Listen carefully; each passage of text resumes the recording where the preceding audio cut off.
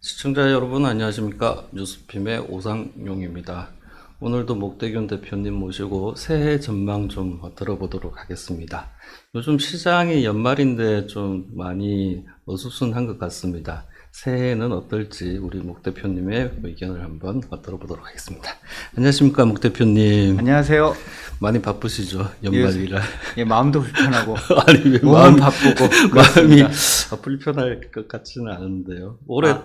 성과가 상당히 좋았던 걸로 저는 알고 있습니다. 네, 올해까지는 뭐 성과가 무난한 것 같습니다. 아, 네네. 수익자분들도 많이 네. 도와주시고 그다음에 시장 환경도 잘 받쳐주었던 것 같습니다. 올해 참 코스피도 상당히 좋았고요. 뉴욕 시장도 뭐 4월달 좀 안 좋았다가 이후로는 좀 올라오다가 11월부터 좀 이제 기존 주도주들이 좀 휘청인다라고 해야 될까요? 약간 조정을 받고 있는 분위기인데. 차익 실현 매물이 좀 많은 것 같습니다. 네.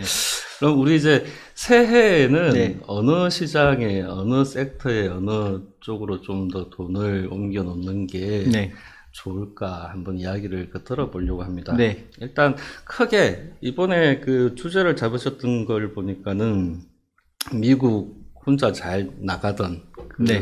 변화가 보일 것 같다라는 네. 말씀을 하셨더라고요. 네. 한번 어떤 부분에서 그럴지 좀 간략하게 한번 설명을 좀 예, 부탁드릴게요. 뭐 최근에 작성된 자료를 한번 좀 보죠. 2025년 주요 자산 성과에 대해서 작성한 자료가 있습니다.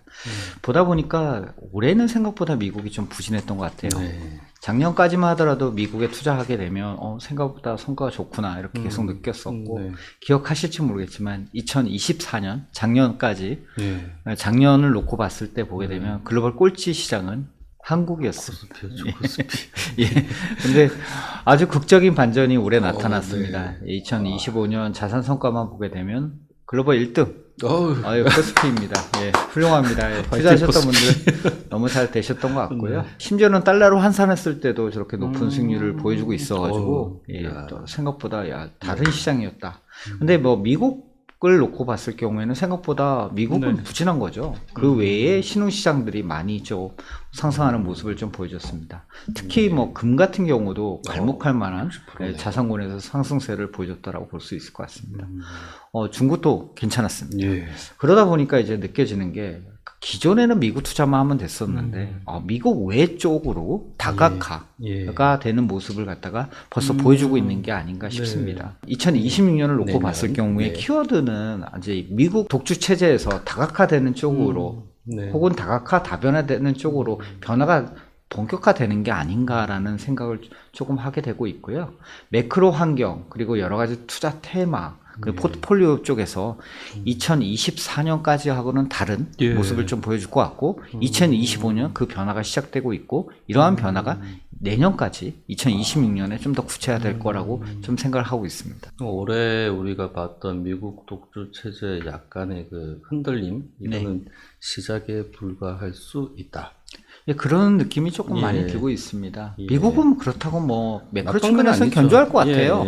미국 쪽 관련해서 좀 얘기를 좀 해보겠습니다.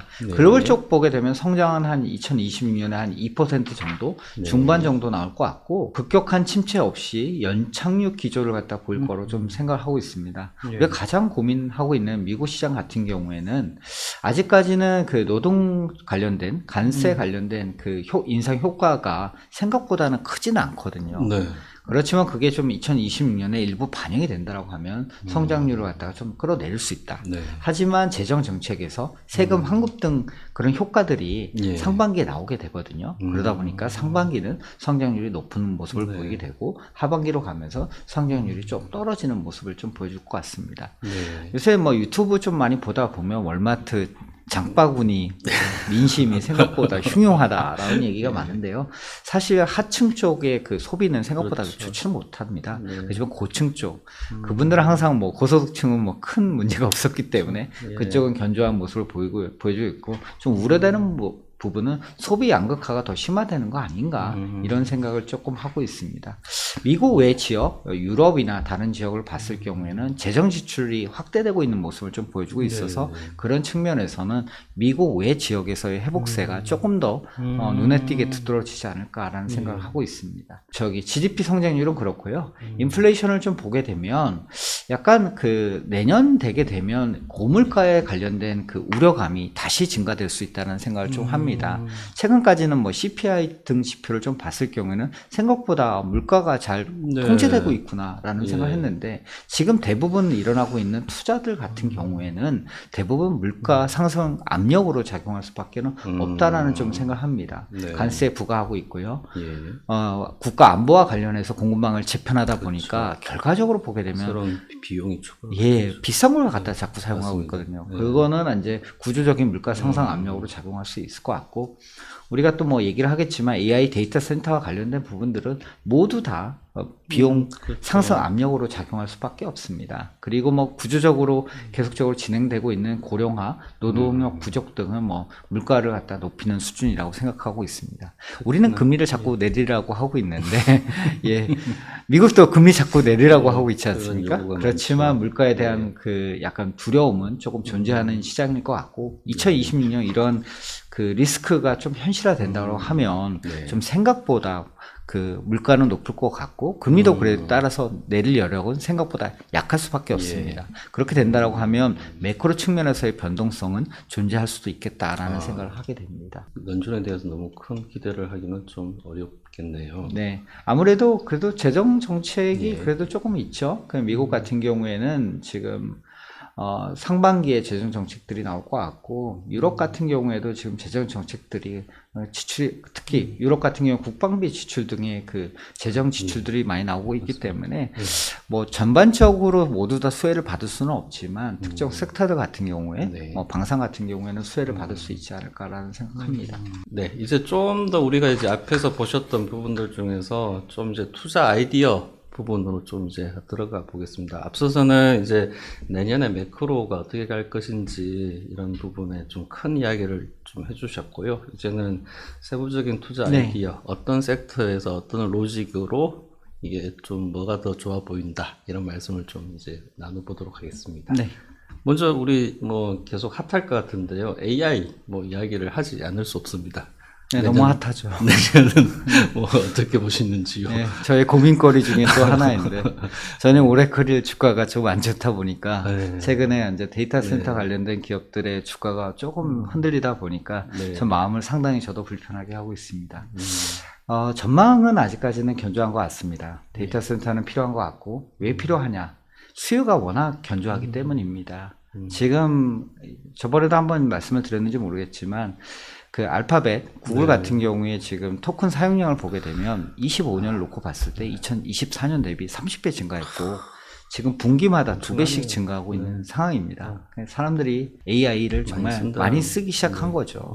그러다 보니까 수요는 견조한 상황이고 이러한 수요 폭증을 보다 보니까 빅테크들은 결국에 설비 투자를 할 수밖에 없는 사이클인 것 같습니다. 설비 투자 좋은데 이 설비 투자한 걸로부터 해서 어떻게 이익을 창출할 수 있느냐 전혀 다른 문제거든요. 그래서 투자와 수익의 해수, 이게 그 투자한 금액의 해수 기간 동안 이 캐짐이라고 하는 부분, 요 아주 죽음의 랠리 계곡을 갖다가 어떻게 넘어갈 수 있느냐에 대해서 사람들이 의구심이 많다 보니까 변동성이 조금 생기는 것 같습니다. 데이터 센터만 놓고 보게 되면 현재 데이터 센터 공실률은 그 역대 최저인 1%대입니다. 그리고 2026년 그 건설 중인 용량의 대부분은 이미 선임대가 돼 있기 때문에 공급은 생각보다 데이터 센터 공급은 타이트하다. 그러다 보니까 지을 수밖에 없다. 이렇게 생각을 하고 있습니다. 문제는 이걸 지을 때 과연 그러면 돈은 어디서 나올 것이며 짓고 나서 수익은 어떻게 창출할 것이냐. 수익을 언제쯤 낼 거냐 이런 또 부분들이 아까 전에 말씀하셨던 그 죽음의 구간이라는 건 진짜 말 그대로 그 중에서 이제 누가 살아남고 누가 죽고 하는 문제 이런 부분들까지도 앞으로 한 2, 3년 사이에 또 나타날 수 있는 부분이기도 하잖아요. 네, 투자 사이클에서 봤을 때 지금 오라클이 고민하고 있는 거는 결국에 주문을 받은 거죠. 그래서 RPO라고 하는 이제 그 계적 과목에 나와 있는데 그 높은 그 주문을 갖다가 어떻게 현실화시킬 수 있느냐에 대한 부분이죠. 그걸 현실화시키려고 그러면 데이터 센터를 지어야 되는데 데이터 센터를 지으려고 하면 자금을 조달해야 되고 이 자금 조달하고서 수익을 창출하기까지의 긴 기간 동안 그러면 괜찮을 것이냐. 네. 예, 이런 거에 대한 질문이 많이 남는다고 생각합니다. 그리고 데이터 센터만 들어오면 되는 것이냐? 또 아니거든요. 전력 문제가 지금 부각이 많이 되고 있습니다. 전력이 지금 현재 미국 데이터 센터의 가장 큰 병목으로 작용하고 있는 상황이고, 이 전력과 관련된 전력 설비부터 시작해서 송배전 시스템까지, 그리고 저장 장치까지, 이거 투자를 진행해야 되는데, 과연 이거 누가 돈을 댈 것이냐 이런 거에 대한 고민이 지금 생각보다 많다라고 보시면 될 것 같습니다. 그러다 보니까 의구심이 생기게 되면 당연히 출렁거릴 수밖에 없는 상황이고요. 그래서 앞으로 2026년 AI 투자 테마는 지속될 것 같으나 결국에 이 투자와 관련해 가지고는 좀 출렁거리는 부분이 있을 것 같다. 그리고 과거에는 이제 인프라를 까는 쪽에 집중을 했다라고 하면 인프라에서 넘어서서 이걸 갖다가 어떤 응용으로 해서 돈을 창출할 수 있느냐. 지금 에이전트 AI 단계, 그 다음에 피지컬 AI 단계까지 가는데요. 휴머노이드 과연 이걸 최선성 맞는 거냐, 수익성이 좋은 거냐, 예, 여기에 대한 부분들도 같이 부상이 되고 있어가지고 참 혼란스러운 2026년이 될 것 같다는 생각합니다.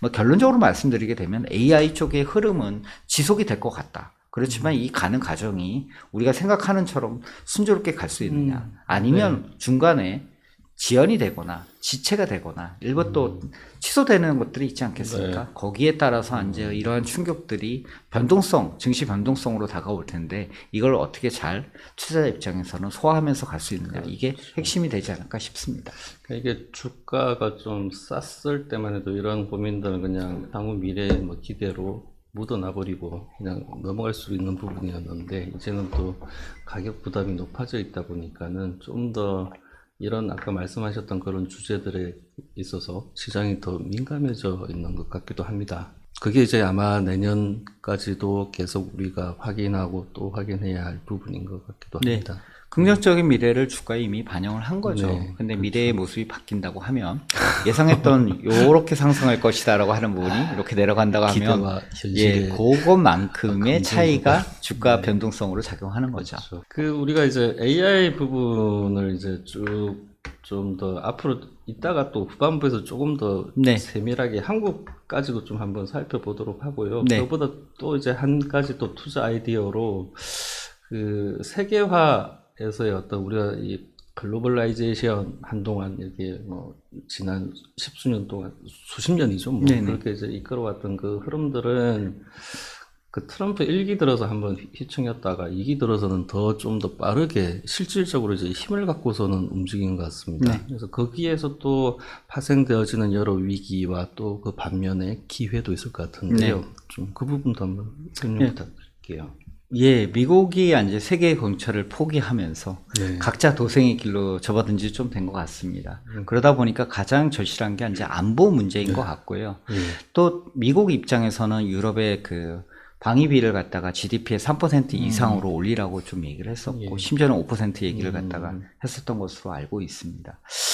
그러다 보니까 이제 그 유럽 같은 경우, 특히 독일 같은 경우는 재무장 얘기까지 나오고 있는 상황이고요. 이러한 투자 사이클이 사실은 뭐 유럽의 그 방산 업체들 이익 성장에는 참 도움이 될 것 같고, 이미 주가는 잘 달리고 있더라고요. 나아가서 한국의 방산 업체들한테도 탄탄한 그 수익의 근원이 될 것 같습니다. 이거와 맞물려 가지고 이제 각자 도생의 길로 가다 보니까 이제 각자 제조업 혹은 설비 이런 걸 갖다 갖춰야 되는 상황이고, 그러다 보니까 자동화, 로봇에 대한 수요가 생각보다 빠르게 증가하고 있다는 점을 말씀을 드리고 싶습니다. 에이전트 AI를 넘어서 피지컬 AI 단계로 가고 있는데 여기에 대한 수요도 또 증가할 수밖에 없다라는 생각을 합니다. 그래서 예전 같은 경우에는 가장 효율적으로 가장 저렴한 곳에서 생산하는 논리, 아웃소싱의 논리가 작동했다고 하면 지금은 좀 더 조금 더 비싸긴 하지만 내 집에서 내 영토 안에서 그런 설비를 가지려고 하는 움직임이 드러나다 보니까 비용은 높아졌고 효율성은 낮아졌다고 생각합니다. 그렇지만 거기에 대한 투자가 조금 지속되고 있고 이것이 자동화, 로봇 하드웨어의 수요로 연결이 될 것이다라고 말씀을 드립니다. 그리고 뭐 방산에 대한 수요는 더할 나위 없을 것 같습니다. 뭐 이제 우크라이나 전쟁이 어떻게든 뭐 마무리가 된다 하더라도 유럽 안에서는 지금 미국이 계속 손 빼고 있고 이번에 그 국가 안보 전략 보고서를 보면 네. 굉장히 유럽한테 욕을 많이 했더라고요. 미국이 이제 네 돈으로 해 임마 네. 뭐 이러면서 우리는 아메리카 대륙하고 뭐 이쪽에다 좀 더 열심히 할 테니 네. 뭐. 유럽으로서는 점점 이제 자기 돈 내 가지고 이제 더 방위 쪽에 더 힘을 기울일 수밖에 없을 것 같고요. 네. 그리고 이제 리쇼어링 흐름 속에서 뭐 또 이제 몇몇 국가들을 이렇게 말씀을 해주셨네요. 네네. 예. 멕시코, 베트남이 이제 공급망 중에서는 아무래도 중요하다 보니까 우회 통로는 계속 사용될 수밖에 없을 것 같습니다. 그 미국하고의 관세 협상을 갖다가 베트남 같은 경우는 잘했다라고 네. 생각하고 있습니다. 안보 얘기 관련해서 조금 네, 하나 네, 네. 짚고 갈 게 있어가지고 예, 그렇죠. 그거 생각이 나서 한번 말씀을 드리도록 하겠습니다. 안보가 생각보다 중요해지는데 이제 재래식 무기에 좀 더 포커스를 많이 맞추고 있지 않습니까? 예. 우리 자주포나 전차, 예. 탱크 이런 거 신경을 많이 쓰고 있는데 제가 최근에 이제 미국의 그 방산 컨퍼런스 다녀오면서 느꼈던 거는 미국의 미래의 전쟁은 지금 과거와는 조금 더 다를 것 같다. 우크라이나 쪽에서 그런 모습을 좀 보여줬는데 드론으로 탱크를 격파하고 그런 모습을 좀 보여줬지 않습니까? 뭐 단 하나의 드론이 아니라 지금 생각하고 있는 미래의 전쟁은 수백만 대의 드론이 공중에서 날아가서 자폭 드론이죠. 예, 탱크를 다 박살내고 심지어는 자주포 기지까지 쑥대밭으로 만드는 모습을 좀 상상을 해본다라고 하면 결국에 이러한 드론을 갖다가 조종할 수 있는 기술, 즉 AI가 필요한 거거든요. 그래서 AI하고 대량 생산할 수 있는 저가의 드론이 결합되어 있는 그 시나리오들을 미국의 방산업체들이 많이 이야기를 하더라고요. 그러다 보니 이 AI 기술은 단지 그냥 아까 전에 얘기했듯이 일반 사용자들이 쓰는 챗 GPT, 제미나이 수준을 또 뛰어넘어서 국가 안보와 결합되어 있는 부분이 있다라고 생각하고 있고요. 이런 부분에 대해서 국가 차원에서의 그 투자들이 생각보다 많이 진행이 되고 있다라는 점을 좀 말씀을 좀 드리고 싶습니다. 그게 어느 한 나라에서 하면 다른 나라들이 그거 안 할 수 없고 네. 뭐 다 따라가야겠죠. 네, 드론 자폭 드론은 이미 많이 보여주고 있죠. 그러다 보니까 이제 F-35가 이게 수십억 된다, 수십억 원인데 이거 저기 1,000만 원도 안 되는 드론한테 격추당하면 창피하잖아요. 그러니까 이게 흔히 말하는 비대칭 전략이라 그러나요? 네. 이게 이렇게 막 가격은 얼마 안 하는데 그냥 요만한 놈이 그냥 가지고 한 몇억 짜리를 이렇게 없애버리고 하는 이런 모습들 보면서 얼마 전에 또 수중에서 이렇게 활동하는 드론 뭐 보고 이러니까 야 앞으로 저쪽은 정말 다양하게 계속 뭔가가 많이 만들어지겠구나라는 생각이 들었습니다. 네, 네, 맞습니다. 그러다 보니 이 한 대만 조종해서 되는 게 아니잖아요. 그러니까요. 네. 그러니까 그걸 일일이 사람들이 다 앉아서 할 수도 없고 하다가 잘못 조종하면 그러니까요. 드론끼리 그러니까요. 충돌할 것 같으니까요. 그 수백 대, 수천 대 드론을 AI가 일괄적으로 다 연동시켜서 한 번에 이렇게 할 수 있는 네. 그런 능력들이 또 앞으로 더 부상이 될 것이고 한국도 좀 그런 능력이 있나요? 한국은 그런 면에서는 조금 좀 많이 약하다라고 아직 보시면 그렇죠. 될 것 같습니다. 물론 개발은 하고 있는 상황인데 재래식 무기 체계로 조금 집중이 돼 있기 때문에 그런 점은 향후에 개선이 돼야 될 것 같고요. 이거는 지금 미국의 예전에 큰 방산 업체들의 또 고민이기도 합니다. 맞습니다. 신생 업체들은 되게 그 새끈한 IT 기술을 기반으로 왔는데 그러니까. 거기도 많은 고민이 있는 것 같습니다. 앞으로 나아가야 할 길이라고 생각합니다. 생각보다 로키드 마틴 주가가 올해 참 많이 못 가는 걸 보면서 로키드 마틴이 만드는 그런 전투기가 앞으로는 계속 통용이 안 될 수도 있다라는 그런 생각들도 좀 갖게 되더라고요. 제가 이제 그런 업체들하고 미팅을 많이 했어요. 네. 자, 그리고 우리가 이제 아까 앞서서 말씀드렸던 이렇게 세계화가 부드러워지는 과정, 그래서 예전에 없었던 그런 비용들이 많아지는 이 모든 것들은 이제 인플레이션하고 이제 무관하지 않습니다. 그래서 내년에도 이제 높은 수준의 인플레이션이 계속 유지가 된다라고 하면 또 거기에 맞춰서 해지성 어떤 자산 배분도 많이 필요할 것 같은데요. 네, 맞습니다.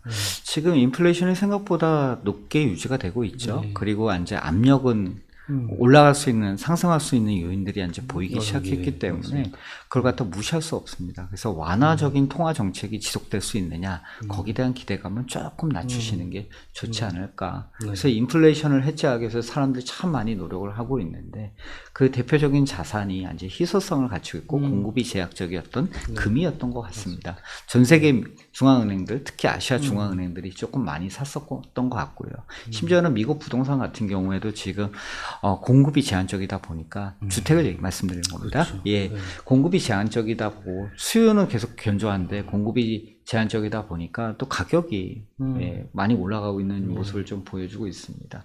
구리 같은 경우에 AI 투자를 하려고 하면 가장 핵심적인 우리 자원 중에 하나인데, 강물 중에 하나인데, 이 구리 같은 경우에는 공급 부족으로 인해서 아주 타이트한 모습을 조금 보여주고 있어서 향후에 우리가 얘기하고 있는 AI 투자 스토리가 진행된다라고 했을 경우에는 이런 구리 그리고 그 화폐로서 화폐 가치가 떨어지기 때문에 그걸 대체할 수 있는 금 이런 거에 대한 매력도는 좀 유지될 수 있지 않을까라는 생각을 조심스럽게 하고 있습니다. 월가에서도 이번에 보니까 새해 전망을 보니까 금 가격에 대해서는 다들 좀 더 내년, 내후년 계속 꾸준히 이제 올라갈 거다라는 그런 의견도 많더라고요. 예, 의견은 의견일 뿐. 실제 운용하는 입장에서는 항상 조심스럽습니다. 맞습니다. 예. 이제 포트폴리오를 어떻게 구성해야 될지에 대한 좀 실무적인 쪽으로 좀 한번 들어가 보시죠. 아까 이제 우리가 초반에 이야기했던 미국 독주가 올해 이미 약간 이게 균열의 조짐이 보이고 내년에도 좀 그게 계속 갈 것 같고 그러면 이제 어디에 어떤 지역 섹터 이렇게 좀 쭉 해가지고 한번 자산 배분 어떻게 할까에 대해서 좀 의견 한번 주십시오. 예, 저는 좀 신흥국 쪽으로의 비중을 갖다가 이전보다 좀 높이는 게 낫지 않을까라는 생각합니다. 이익 성장 폭도 물론 완전 미국이 중심 포트폴리오인 건 맞습니다. 그 첫 번째는 혁신의 중심인 것 같고요. 두 번째는 이제 주주 친화적인 정책을 너무 많이 하고 자사주 매입 소각 이런 부분에서의 그 주주 환원율이 생각보다 높은 나라가 국가가 이제 미국이라고 생각하고 미국 기업들이 워낙 이런 걸 잘한다고 생각합니다. 다만 이게 워낙 좋다 보니까 하이 퀄러티이기 때문에 높은 가격에서 거래가 되고 있어서 주가 상승적인 측면에서 봤을 경우에는 그렇게 높지 않다.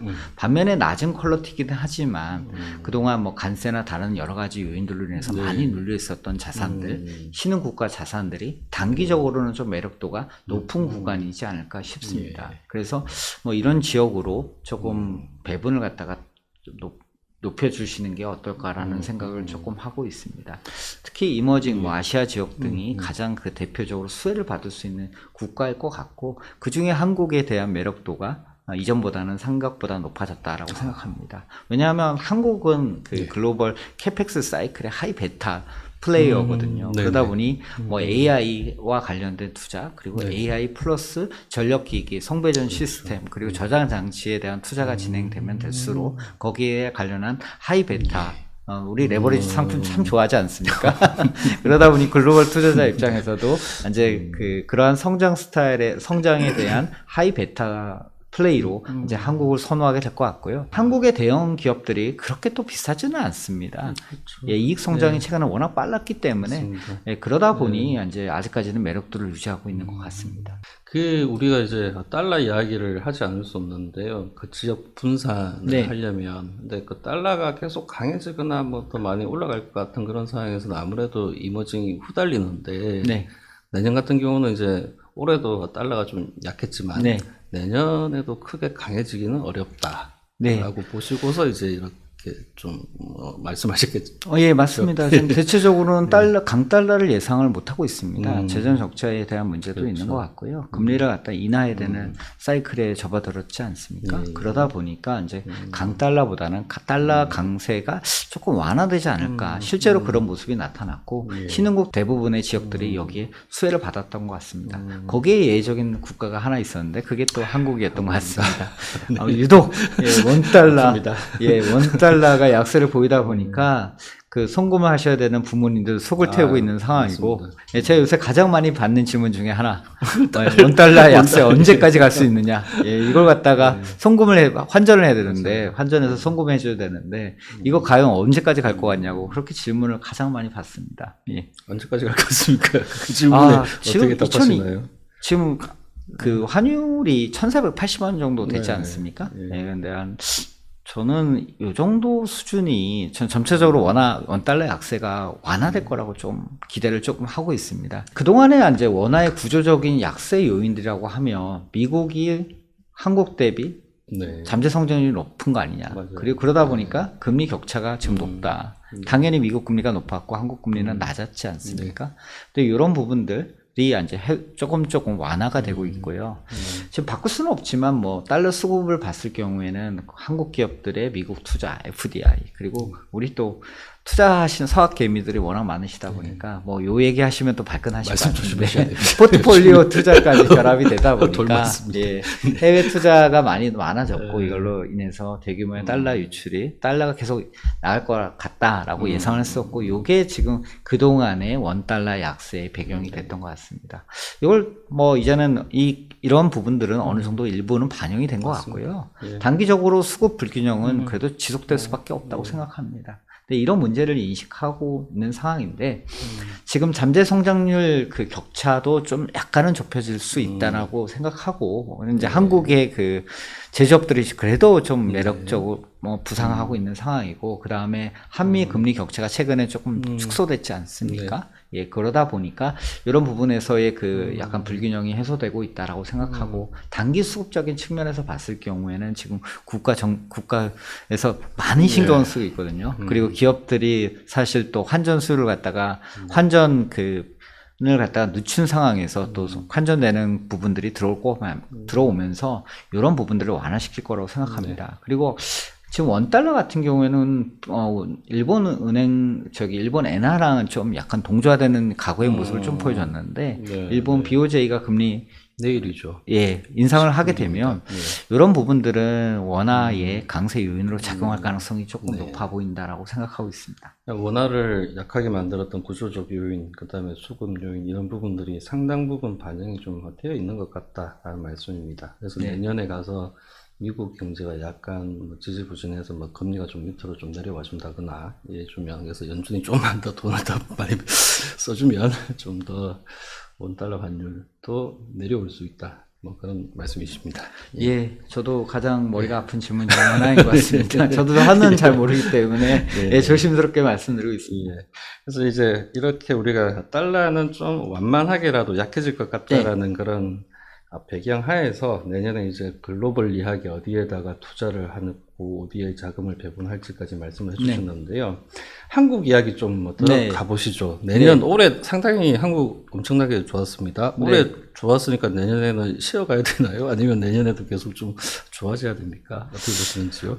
저는 저 반도체 사이클만 놓고 봤을 경우에는 아직까지는 2026년도 좋을 것 같다라는 생각을 조금 많이 하고 있습니다. 많이 하고 계신다. 많이 하고 있습니다. 숫자로 봤을 경우에 2026년이 2025년 대비 그로스가 생각보다 아직도 많이 나는 상황이라고 보시면 될 것 같아요. 데이터 센터 투자는 그래도 지속되고 있는 거 아니겠습니까? 예, 데이터 센터가 지속되고 뭐 TPU가 나오더라도 결국 HBM은 현재까지는 필요한 상황이고요. 이 HBM을 갖다 공급하고 있는 나라는 전 세계에 딱 3개밖에 없습니다. 현재. 삼성, SK하이닉스, 마이크론입니다. 마이크론 가이던스 좋게 나왔는데요. 그렇죠. 예, HBM은 범용 디램 대비 마진이 되게 높거든요. 5배 정도 된다고 하더라고요. 예. 그 정도로 높습니다. 그러다 보니까 HBM을 많이 사용하려고 그 생산 라인도 일부 조정을 좀 한 것 같고 그러다 보니까 범용 디램 쇼티지 났고요. 이렇게 지금 생산할 수 있는 캐파는 제한적인 거고 그다음에 여기서의 캐파 증설은 생각보다 지금 2026년까지는 안 오고 있는 상황이거든요. 그러다 보니 가격은 많이 올라가고 있고요. 여기에 범용 디램까지 가격이 올라가다 보니까 디램 쪽 사이클, 메모리 쪽 사이클이 아주 호황을 보이고 있다고 생각합니다. SK하이닉스하고 지금 삼성전자가 이제 거의 그 HBM 필요한 물량이 2026년 정도에는 한 90%를 갖다가 공급한다는 얘기가 있습니다. 그만큼 뭐 HBM 쪽에서는 한국이 그 독주를 보이고 있다라고 좀 보시면 될 것 같고. 해외나 중국이나 뭐 다른 나라에서 아직까지는 쉽지는 않아요. 높지가 않습니다. 높지 않은 거. 아직까지는 쉽지 않고요. 근데 이게 HBM이 그러면 생산하기 되게 쉬운 거냐? 그거는 아닙니다. 이 HBM 같은 경우에는 쌓는 거지 않습니까? 그렇죠. 그러다 보니까 이게 난이도가 좀 높아요. 그래서 수율이 뭐 찍어낸다고 해서 낼 수도 있는 것도 아닌 것 같고요.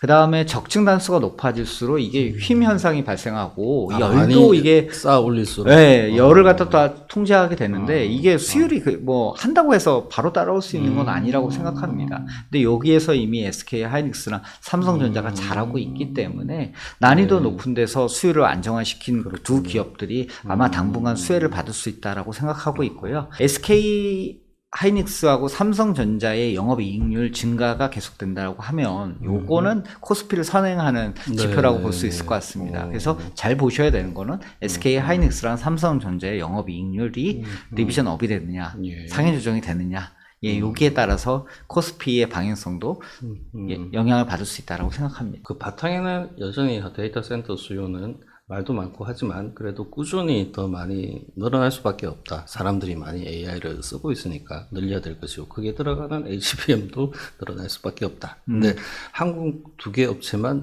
잘 만들고 있고 많이 만들어낼 수 있다. 네, 저도 그렇게 알고 있고요.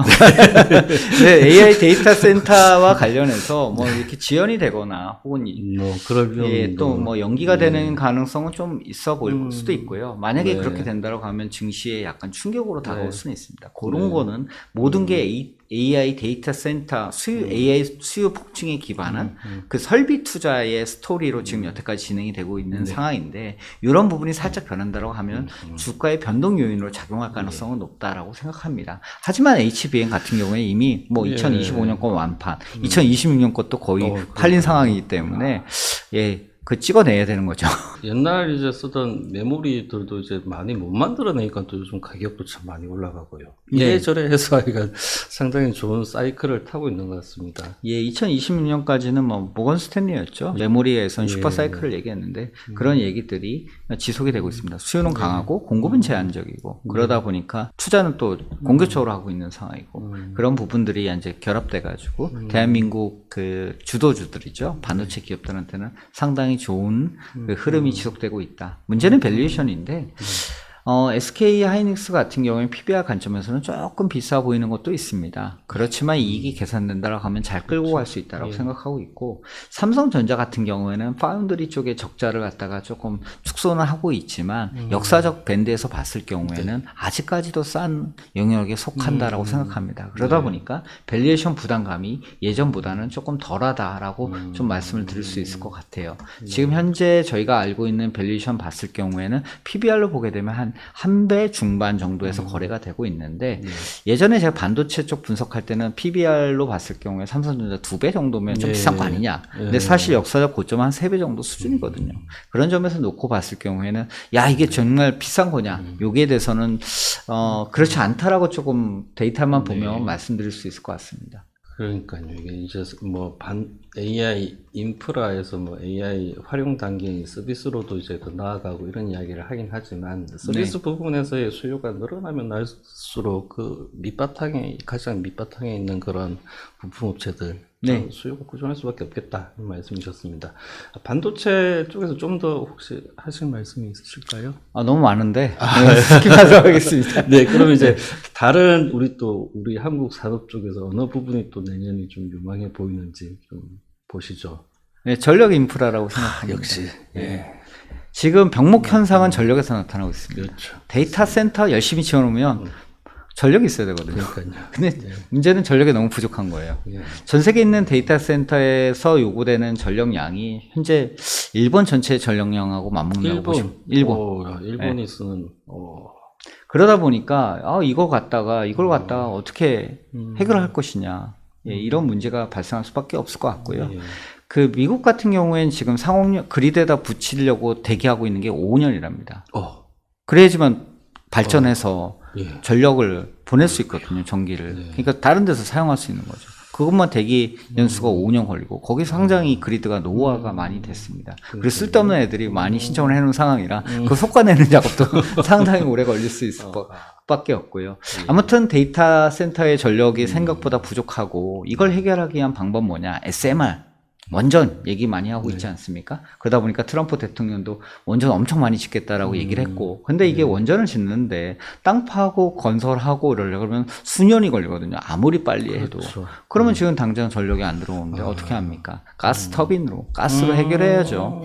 가스로 해결하려고 그러면 이 가스 터빈 잘 만드는 나라는 글로벌로 봤을 때 몇 개 안 됩니다. 한국에도 있지 않나요? 한국도 있습니다. 그러다 보니 뭐 예, 한국의 모 업체 같은 경우에 수혜를 많이 받을 수밖에 없는 거죠. 일단 발전해라. 그렇죠. 근데 발전할 때는 결과적으로 놓고 봤을 경우에는 발전 설비를 할 수 있는 나라, 그리고 이거 송배전 시스템을 가지고 있는 나라, 이게 수직 계열화가 잘 돼 있는 나라, 이렇게 봤을 경우에는 대한민국이 수혜를 볼 수밖에 없죠. 몇 개 업체들이 벌써 눈에 짜르르 그려집니다. 예, 맞습니다. 가격 경쟁력도 생각보다 중요한데, 그 선진국 같은 경우에는 이런 전력이나 전선, 이제 인프라 관련해가지고 결국에는 이제 공급을 할 때 가격 경쟁력이 있느냐. 제가 대한민국 같은 경우에 이런 측면에서 가격 경쟁력이 탁월한 것 같습니다. 그리고 납기를 잘 지키잖아요. 맞아요. 예, 그러다 보니까 이제 글로벌 다른 나라 대비해서 경쟁력이 있는 거고, 최근에 그 많은 기업들의 주가가 그러다 보니까 재평가가 됐던 것 같습니다. 지금 오더북은 계속 쌓여가고 있는 상황이거든요. 예, 그러다 보니까 이런 쪽에서의 스토리는 데이터 센터와 더불어서 좀 오래 갈 수 있는 스토리고, 여기에 관련해서 산업재, 특히 한국의 산업재에 대한 관심이 생각보다 많다라고 좀 말씀을 드릴 수 있을 것 같아요. 제가 미국하고 유럽의 헤지펀드들 만나보게 되면 그 질문 중에 하나가 반도체, 산업재, 두 개로 붙은 기결이 많이 됩니다. 그리고 그 다음에 밸류 프로그램. 예, 3개 정도 되네요. 예, 그거는 꼭 물어보는 질문이라고 볼 수 있을 것 같습니다. AI 쪽에서 우리가 전기를 많이 생산을 하면 또 이걸 어디다 쌓아놔야 이렇게 축적을 해내야 될 거 아니겠습니까? 그래서 이제 뭐 ESS라고 하는 흔히 그 전력 저장 장치, 우리 뭐 그 배터리 부분에서 그쪽도 역시나 수요는 꾸준하겠지요. 예. 미국 같은 경우에는 그 재생에너지에서 발생되는 에너지, 이제 발전이 한 20% 되는데, 이거 재생에너지면 두중날쭉거리잖아요. 태양열도 그렇고, 윈드도 그렇고, 그러면 이 전력 갖다 저장해 놓고 사용을 해야 되는데, 그러다 보면 그 대규모의 이제 저장 장치가 필요했고요. 그게 이제 ESS로 되고 있습니다. 한국의 그 대표적인 그 배터리 회사들, 2차 전지 회사들 같은 경우에 이런 부분에서 경쟁 우위를 가지고 있는 거고, 다만 매출에서 비중이 낮아요. 지금 대부분의 그 매출 비중은 EV, 전기차 쪽에 포지션이 돼 있고, 그다음에 ESS 쪽은 매출에서 차지하는 비중이 낮습니다. 그러니까 EV 쪽으로 봤을 경우에는 2026년 같은 경우에도 EV가 잘 안 팔린다고 하면, 전기차가 이제 뭐 미국이나 기타 지역에서 조금 부진하다고 하면, 그런 건 실적상으로는 상당히 조금 부정적일 수밖에 없습니다. 근데 ESS 쪽에 대한 수요는 계속적으로 올라오고 있는 상황이고, 그러다 보니 EV 쪽에서 내려왔던 비중이 있는 반면에 ESS는 올라오고, 이게 아마 2027년 되게 되면 ESS 매출 비중이 올라오면서 조금 더 균형을 갖다 찾을 것 같습니다. 내년도를 놓고 봤을 경우에는 2차 전지나 배터리 업체들 같은 경우에는 이렇게 실적의 그 불균형으로 인해서 가독이 진 거죠. 포트폴리오가 다변화되는 영향이 조금 일부 반영되면서 기대감으로 앞서가다가 실적 나오면 한번 또 조정받고, 기대감으로 또 앞서가다가 또 조정받고, 이런 모습을 보일 가능성이 좀 높다라고 생각합니다. 자동차 같은 경우는 요즘에 확실히 이게 도널드 트럼프 때문에 좀 영향받는 것 같습니다. 연비 뭐 규제 풀고 이제 환경 규제 다시 되돌리고 이런 와중에 또 뭐 EV 쪽의 보조금도 이제 뭐 줄어들고 없어지고 하다 보니 이제 뭐 유럽도 이제 그 방향으로 또 약간 돌아가야 되는 거 아닌가 이런 이야기도 나오고 해서 그 포드 뭐 이런 이야기도, 포드 같은 경우는 뭐 또 EV 생산 줄이면서 뭐 다른 원래 하던 것도 하려는다 뭐 이런 또 이야기도 있습니다.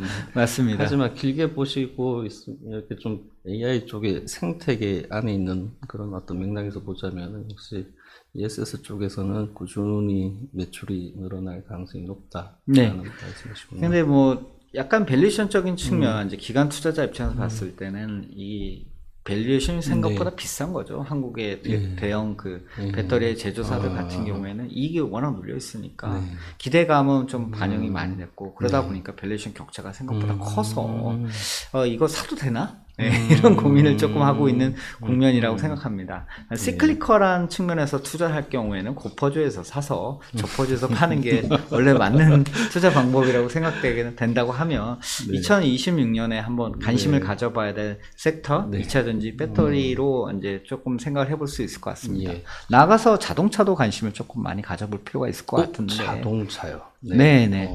그 지금 우량주 중에서 가장 부진했던 그 종목이 현대차인 것 같습니다. 네, 관세 영향이 첫 번째 있어요. 그렇죠. 그래 EV 쪽에 대한 부분이 있는 것 같습니다. 근데 현대차 지금 미국에서 생산 라인 계속적으로 높여주고 있는 상황이고 관세에 대한 부정적인 영향은 이제 좀 해소가 된 상황이지 않겠습니까? 밸류에이션은 아직까지 좀 싼 것 같고요. 그리고 그 인도 법인 IPO 잘 하면서 또 자금도 조달했습니다. 그리고 우리가 항상 얘기하고 있는 밸류 프로그램 지배구조 개선의 수혜 가능성은 존재한다라고 생각하고 있고요. 또한 하나 더 있습니다. 보스턴 다이내믹스가 있죠. 로봇이 잘 된다고 하면 거기에 대해서 선투자를 갖다가 상당 부분 진행을 했기 때문에 이런 점에서의 그 현대차의 가치는 조금 이전과 다르게 좀 볼 필요가 있지 않을까. 지금 미국 월가 같은 경우에는 대부분 지금 투자가 진행되고 있는 게 바로 휴머노이드 로봇 쪽입니다.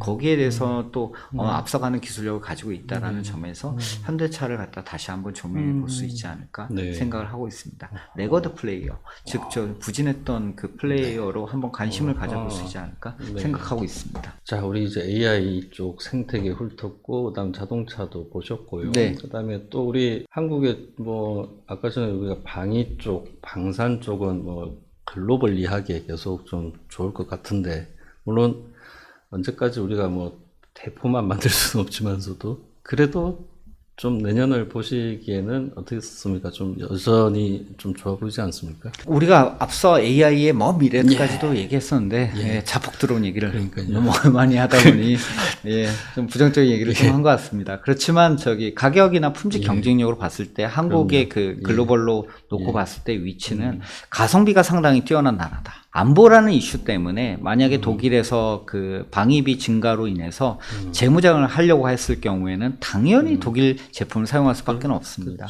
그렇지만 이제 유럽만 있는 게 아니거든요. 우리 전장은 지금 중동부터 시작해서 가까운 그 동부 캄보디아도 서로 싸고 머리 쥐어뜯고 있습니다. 그리고 이제 대만 관련된 리스크가 또 증가하고 있기 때문에 아시아 쪽 관련해 가지고는 이러한 그 사실 안보에 관련된 이슈들은 계속 등장할 수밖에 없을 것 같고요. 어떤 지워진 시간 내에 납기 일자를 맞출 수 있는 국가는 전 세계에 많이 없다고 생각합니다. 물론 이제 가격이 상당히 중요하기 때문에 회 보시다시피 똑같은 전차를 예로 놓고 봤을 경우에는 대한민국이 만들어내는 가성비는 전 세계의 50% 가격으로 똑같은 성능을 만들어내고 있기 때문에 이 수직 계열화가 정말 잘 돼 있거든요. 전쟁을 했던 나라 아니겠습니까? 외국인 투자자들한테 이 얘기하면 다들 꿈뻑 죽더라고요. 전쟁을 여태까지 준비하고 있는 유일한 나라였다. 아직도 휴전 중이니까 계속 그러다 보니까 이제 그 수주 잔고가 계속적으로 쌓여가고 있는 상황이고, 쉽게 얘기해서 이러한 수요는 단기적으로 봤을 경우에는 가시성은 생각보다 높은 거죠. 다만 이제 조금 먼 미래의 얘기들, 무기 체계의 변화 가능성을 갖다 놓고 봤을 경우에는 이제 이러한 기업들이 이제 그런 새로운 무기 체계의 따라서 진화를 할 수 있느냐에 대한 고민도 같이 한번 밸류에이션에 놓게 되는 타이밍이 언젠가 올 거라고 생각하고 있습니다. 방산 생각보다는 좋게 보긴 합니다만 이제 너무 주가도 많이 몰랐기 때문에 항상 이 출렁거리는 모습은 나타날 수 있다고 생각합니다. 그래서 2025년 올해 이러한 긍정적인 시나리오들이 계속적으로 반영이 됐기 때문에 또 방사는 또 생각보다 오래전부터 랠리를 보였지 않습니까? 그러다 보니까 이제 펀더멘탈은 좋은데 이 주가적인 측면에서 놓고 봤을 경우에는 이미 조금 많이 반영이 된 게 아닌가 하는 조심스러움이 좀 존재합니다. 올해는 저는 우리나라가 제일 뭘 많이 해외에다가 알렸나 생각을 해보니까는 K 콘텐츠 부분 이런 부분도 또 이제 내년에도 뭐 끊임없이 뭔가를 또 만들어내지 않겠습니까? 네. 뭐 생산을 해낼 테고 또 어떤 히트작이 나올지는 또 봐야 되겠지만 네. 해외에서는 우리나라 콘텐츠 산업에 대해서는 좀 어떻게 보고 있나요? 저도 잘은 모릅니다. 제가 저 연예인들 잘 모르고 저기 우리 그 어떤 보이그룹 걸그룹은 생각보다 뭐 전문가는 아니기 때문에 다만 이제 그 우리 단가적인 측면에서 봤을 경우에는 헐리우드에서 찍는 게 좋냐, 이제 한국에서 찍는 게 좋냐라고 놓고 봤을 경우에 헐리우드 대비해서 압도적으로 가성비는 좋다. 효율성은 좋다는 거죠. 예산 적게 줬더니만 그거 가지고 빅 히트작을 만들어낼 수 있는 건 한국이더라. 그러다 보니까 이제 그 쉽게 해서 넷플릭스부터 시작해가지고 디즈니까지 한국에 대한 그 예산을 갖다 계속적으로 증액하고 있는 상황 아니겠습니까? 이런 부분이 한국의 어떤 문화 콘텐츠적인 측면에서 생각보다 그 좋은 토양을 갖다 만들어낼 수 있다고 생각합니다. 과거에는 우리는 이런 컨텐츠 그리고 K&G 푸드 같은 얘기를 했는데 이게 내수 산업이었습니다. 그러다 보니까 밸류에이션이 확장을 못했다고 생각하고 시가총액이 항상 제자리 걸음을 많이 했었죠.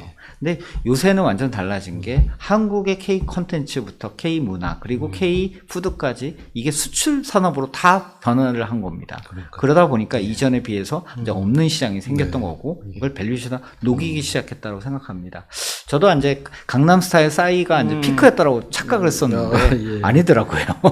그런 측면에서는 이전보다는 좀 고지식한 제 생각을 갖다가 좀 줄이고 이런 그 K 콘텐츠의 확장 가능성에 대해서 예전보다는 좀 열어놓고 생각하고 있습니다. 본부장님이 말씀하셨듯이 제가 뭐 몇 군데 지역 샘플이 좁긴 하지만 동남아시아부터 시작해서 미국이나 뭐 유럽 쪽을 가서 이제 느끼다 보면 이전보다 한국의 문화에 대해서 생각보다 사람들이 다 긍정적으로 많이 생각하시는 것 같고요. 그런 부분에 대해서는 좀 저도 인식을 달리 하고 있습니다. 최근에 제가 뉴욕을 갔다 왔거든요. 예, 뉴욕에 그 한식당을 갔다 왔는데 이제 고기 굽는 데였습니다. 옛날에 가면 대부분 다 한국 사람들이었는데 비쌀 텐데 요즘 엄청 비싸요. 근데 깜짝 놀란 게 반은 외국 사람이더라고요. 외국 사람들 와서 고기를 굽고 같이 먹고 있더라고요. 저 그런 광경 처음 봤습니다. 이런 걸 놓고 봤을 경우에 이전하고는 좀 많이 달라진 게 아닌가 그런 생각하고 있고 앞으로도 자주 돌아다녀야겠다는 콘텐츠 관련주의 재평가가 아직 다 마무리되지 않았을 수도 있다라는 맥락으로 이해하겠습니다. 뭐 새로운 그 아티스트들이 계속적으로 등장하고 있고 이런 쪽에서 이제 수익을 갖다 창출할 수 있기 때문에 우리 뭐 그 바이오나 이제 제약으로 보게 되면 파이프라인들 자꾸 만들어지는 거 아니겠습니까? 우리 다 바이오 이야기도 잠깐 하셔야 되는데 진짜. 그렇습니까? 보니까는 한국이 또 이게 정말 균일한 품질로 싸게 잘 만드는 것 중에 하나가 또 바이오더라고요. 저는 잘 몰랐는데. 네. 생산 능력으로 따지면 글로벌 탑 수준이라고 볼 수 있을 것 같습니다. 삼성 바이오로직스나 셀트리온 같은 이제 만드는 우리가 R&D가 좀 약해요. 근데 이 R&D 쪽은 조금 보강을 하고 있는 거고 우리는 대량 생산에 강해요. 역시 제조업의 그 대한민국인데 지금 저기 그 CDMO 쪽에 보게 되면 생산 시설 같은 경우에는 글로벌 빅파마 빅파마에서 이제 그 빅파마들의 그 계약을 갖다 수주할 수 있을 정도로 많이 성장을 했고요. 저희가 또 트랙 레코드가 생각보다 좋은 것 같습니다. 여기에 그 미국의 정책도 한몫하고 있는데 중국을 갖다가 배제하고 있지 않습니까? 그러다 보니까 중국 외에 그 생산 능력을 가지고 있는 어떤 바이오 시밀러나 이런 생산 능력을 가지고 있는 나라가 어디냐라고 봤을 경우에는 한국이 또 부상하고 있는 상황이고 뭐 인도도 있긴 합니다. 그렇지만 뭐 한국의 생산 능력이 예전보다는 많이 부상했다라고 생각합니다. 그리고 중국은 뭐 그 애들이 성장하게 되면 공대를 간다고 하는데 우리는 의대를 많이 갔다 보니까 R&D 능력도 조금 예전보다는 많이 보강이 되고 있는 상황입니다. 이런 점에서 그 한국의 그 바이오 산업의 그 약간 위상들이 예전보다는 높아졌다고 생각하고 있고요. 이 기술 혁신적인 측면에서도 계속적으로 뭐 좋은 인력을 가지고 있을 뿐만 아니라 국가 차원에서도 이 지원이 계속되고 있기 때문에 이런 점에서 봤을 경우에는 바이오 산업도 나쁘지 않다 생각합니다. 또 금리 인하기에 바이오는 괜찮았거든요. 그렇죠. 네, 그런 뭐 그 흐름 정도가 있고 미국 같은 경우에는 지금 헬스케어 바이오 같은 경우에 10년 내내 저평가된 상황입니다. 네. 그러다 보니까 이쪽에서의 그 뭐 어떤 저평가된 sek터에 대한 워낙 규제가 많았기 때문에 네. 거기에 대해서 이제 조금 저평가된 거 아니냐, 밸류 플레이로 좀 플레이를 할 수 있지 않느냐, 이런 거에 또 수혜를 받을 수 있다고 생각합니다. 다만 이제 미국 바이오, 헬스케어랑 한국의 좀 차별성을 좀 높여보자고 하면 그쪽은 빅파마들이 대부분 있고 한국 같은 경우에는 약간 좀 R&D 중심의 기업들이 조금 있는데 그러다 보니 판매, 마케팅이나 판매 능력이 좀 떨어지고 임상을 갔을 때 자금분력이 좀 떨어지다 보니까 이제 라이센싱 아웃이라고 해서 기술 수출을 많이 하고 있는 그런 모습을 좀 보여주고 있습니다. 그리고 저기 약간 좀 뭐 R&D 쪽에서 좀 많이 치중되다 보니까 우리 밸런시트에서 손익계산서를 보게 되면 이익이 좀 안 나요. 잘 안 드러나죠. 예, 그러다 보니까 상당히 비싸게 거래가 되고 있는 모습을 좀 보여주고 있어서 그런 차이점이 있다라고 말씀을 드리고 싶습니다. 그 뭐 내년 내후년 이제 미국의 바이오테크 관련해서 이제 나오는 말들은 또 그 큰 제약사들의 신약 특허가 만료되는 게 2년 안에 좀 많이 온답니다. 그래서 이제 뭐 중소형 그 바이오 그 테크 업체들 중에서 좀 그럴싸한 임상 단계가 좀 많이 올라가 있는 업체들을 많이 살려고 한다 이런 이야기도 있더라고요. 그래서 이제 그런 어떤 바람 때문에 바이오테크 쪽에도 뭐 이렇게 내년 내후년 좀 많이 좋을 것 같다 이런 이야기도 하더라고요. 말씀하셨듯이 예전에 특허 절벽들이 계속적으로 있는 상황이고 그럼 이걸 어떻게 채워야 되느냐라는 생각을 하게 될 때 가장 빠른 방법은 M&A거든요. 예, 기술력을 가지고 있는 기업에 대한 M&A는 계속적으로 증가할 가능성이 있다라고 얘기를 계속하고 있어서 이런 부분에서의 또 한국의 유명한 기업들이 좀 존재하고 있는 상황들이고 여기에서 만약에 수혜를 받을 수 있다라고 하면 뭐 좋을 수 있겠다라는 생각합니다. 근데 크로스 보더 그 국가 간의 M&A가 생각보다 쉽지는 않습니다. 실제로 진행하려고 해보게 되면 엄청 머리 아프거든요. 그래서 기대는 존재하지만 기대에 대한 거는 조금 낮추시는 게 좋지 않을까 말씀드리고 싶습니다. 오늘 긴 시간 들여서 우리 대표님 모시고 내년 세계 그다음에 우리나라는 어떨 것인가 두루두루 훑어봤습니다. 좀 더 새해가 되면 우리 또 한번 새해 시장을 이렇게 살피면서 더 많은 이야기 나누도록 하시죠. 오늘 시간 내주셔서 정말 감사합니다. 감사합니다.